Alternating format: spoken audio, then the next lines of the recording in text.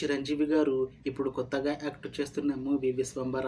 అయితే చిరంజీవి గారు ఈ విశ్వంబర మూవీకి ముందు లాస్ట్ యాక్ట్ చేసిన మూవీ బోలాశంకర్. అయితే బోలాశంకర్ మూవీ రిలీజ్ అయ్యి 1 ఇయర్ అయిపోయింది.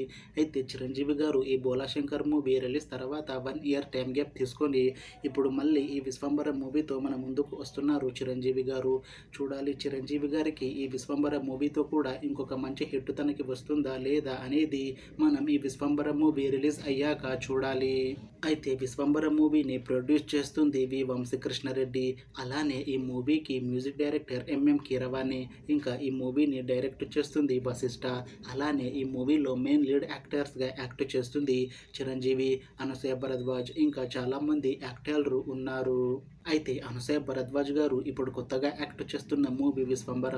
అయితే అనసూయ భరద్వాజ్ గారు ఈ విశ్వంబర మూవీకి ముందు లాస్ట్ యాక్ట్ చేసిన మూవీ సింబా.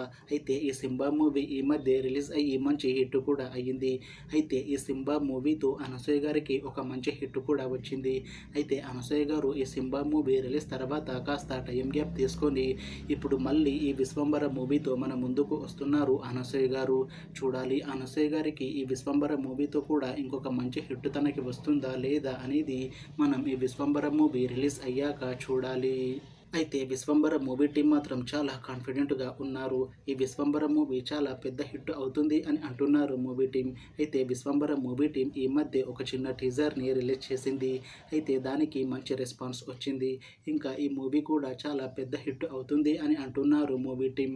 అయితే ఈ విశ్వంబర మూవీని ఈ 2025లో రిలీజ్ చేసేలా ప్లాన్ చేస్తున్నారు మూవీ టీం. చూడాలి విశ్వంబర మూవీ రిలీజ్ అయ్యాక మంచి హిట్ అవుతుందా లేదా అనేది.